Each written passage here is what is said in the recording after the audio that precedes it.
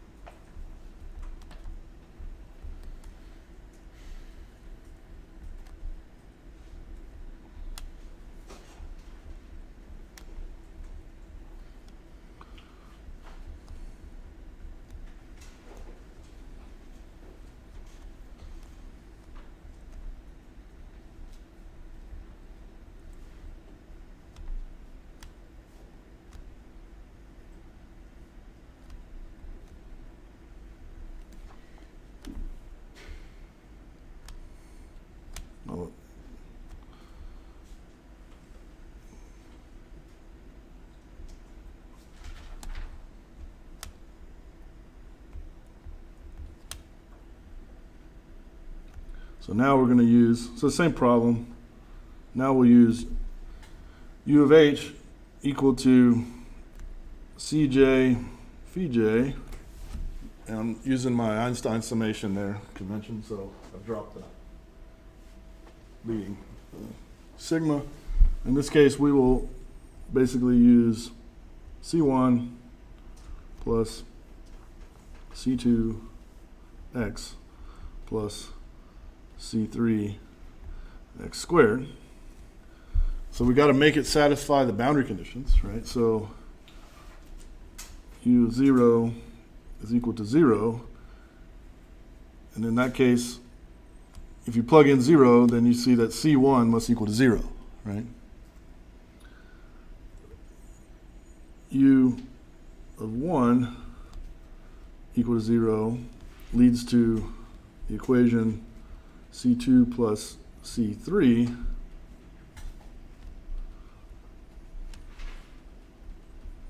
and that leads to that C2 must equal the negative of C3.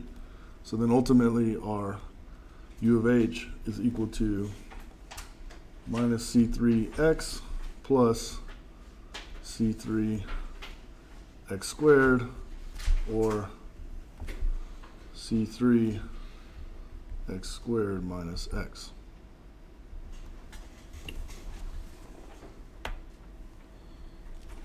Let's work it in Mathematica.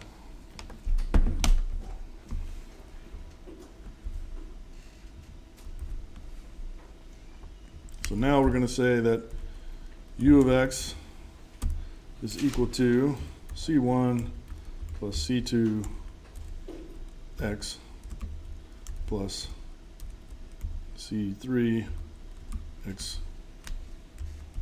squared. Okay. So we have now that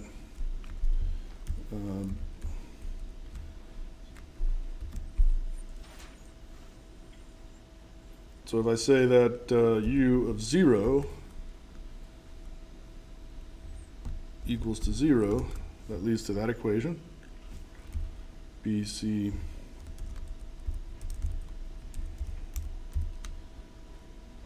u of 1 equals to 0 leads to that equation, okay? And so then if I plug those two things in, let's see, well, what I can do, let me substitute BC1 into this equation.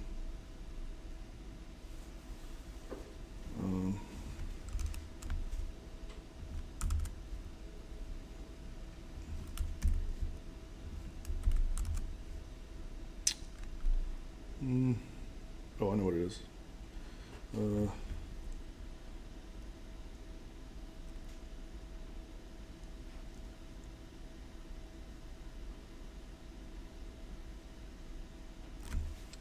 How do I want to do this?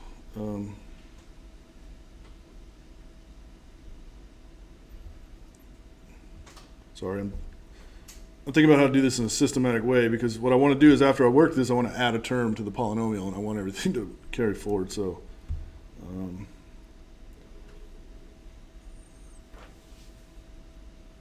could just say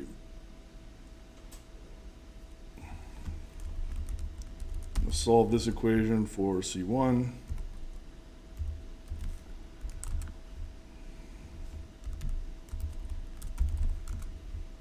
And then now if I plug that in, I get that, and I can solve this guy for C3.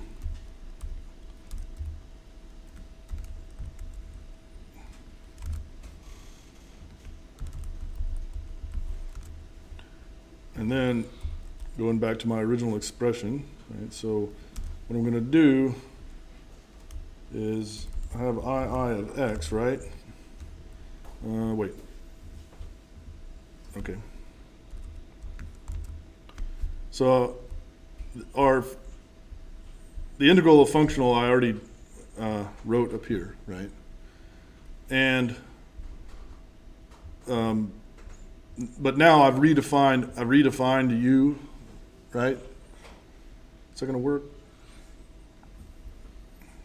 Maybe I need to.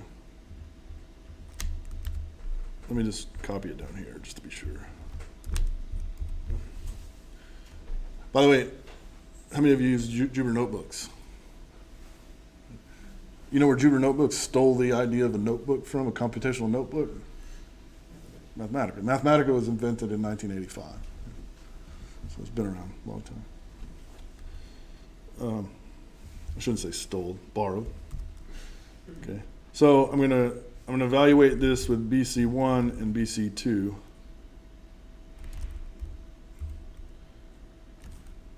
And then carry out the integral. Let's see.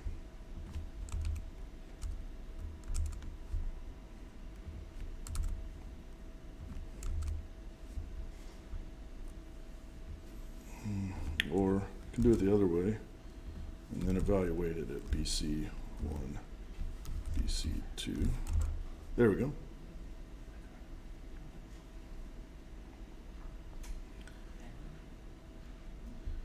I think the way I wrote it in the notes was that I solved this for C2, so let me do that. Just reevaluate these. All right. So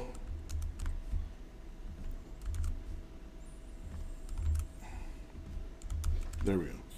Now everything's in terms of C3, and now I can simply take the derivative of II with respect to C3, set that equal to 0. Well, yeah. Take the derivative with respect to C3, set that equal to 0, and solve for C3.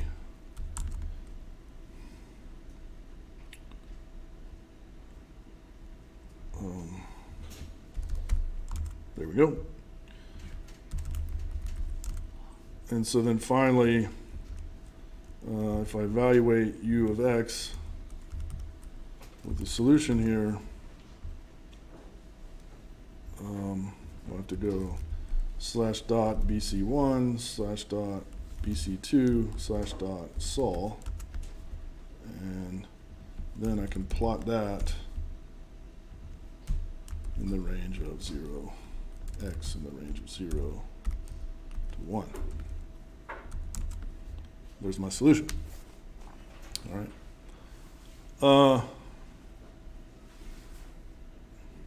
So the question is, how good a solution, right? We did it one way before when I chose a set of basis functions, and this was the solution, right? Now trying to work towards something more systematic. I said, okay, well, I'm just going to use a polynomial.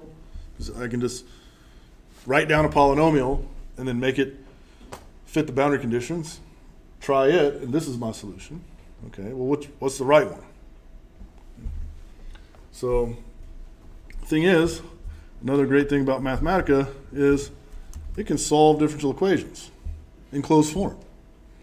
So, what I can do is let's see what the actual solution is, right? So the differential equation is u. I'm going to use v because I've already defined u, so I'm going to say v double prime of x. So now I'm writing down the original differential equation, not the weak form, anything, writing down the strong form of the differential equation. Right? So v double prime of x,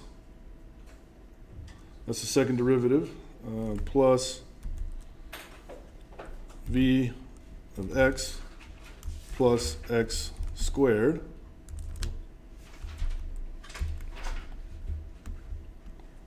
equals to 0, and then the boundary conditions, v of 0 equals to 0, and v of 1 equals to 0. Right? So I just changed u and v because I'd already defined u to be something else, right? My polynomial. And I want to solve that for v of x and the dependent variables x. So that is the actual solution. So let's call it exact. And so then let's plot that. So if we plot v of x evaluated with exact for x goes from 0 to 1. Right, so that's the exact solution, right? If I'd have, if you had been in Dr. Kami's class, he'd have made you use method of undetermined coefficients, and you'd have spent the next 40 minutes working through the problem that I worked in 30 seconds. So, pretty much, if a differential equation can be solved analytically, Mathematica can do it. You're engineers, you're not mathematicians, right? You're engineers, right? You want to solve problems that help society and do it quickly and efficiently? Use computational tools. Anyway. So that's the exact solution, but our approximate solution is up there, right? So I could plot these on the same plot. I could plot, I think if I just call this P1, and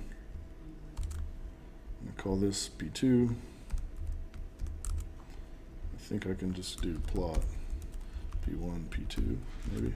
No, that doesn't work. Plot.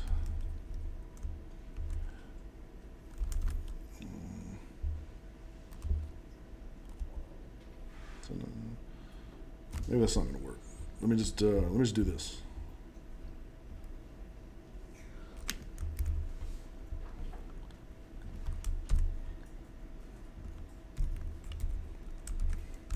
There you go. Okay, so this is the exact solution. This is our approximation. Okay, our approximation is not that good because we didn't choose too many terms of a polynomial. Right? So let's see if we can do better. And the way we'll try to do better is we'll simply add a term to our polynomial. So I'm going to take basically all of this code to there.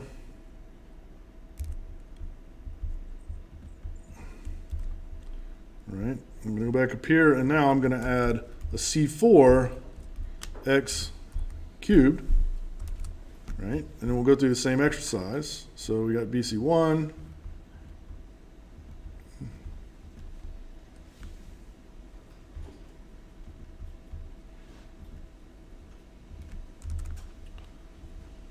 What the heck just happened?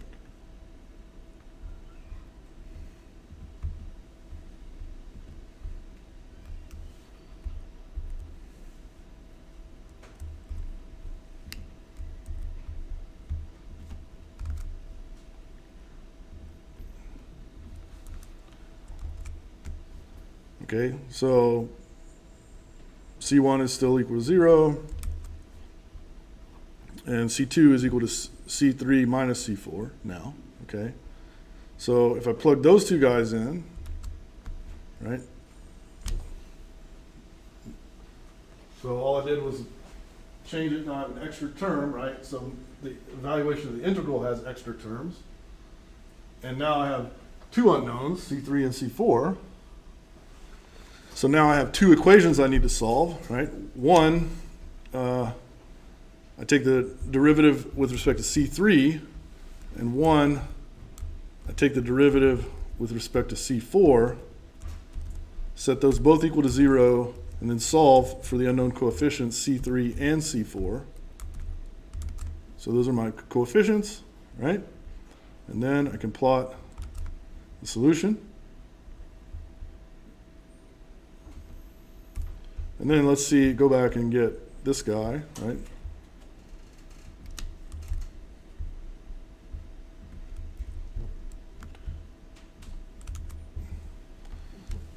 So a little better. You guys want to try one more? You want to add one more term, see what happens? All right, I haven't done this, but let's try it. So I think I can, so we'll plot it against the exact solution. We'll leave that. Go back up here, get this. Try one more time. All right, so now we're going to add C5 x to the fourth, right? C1 is still going to be 0.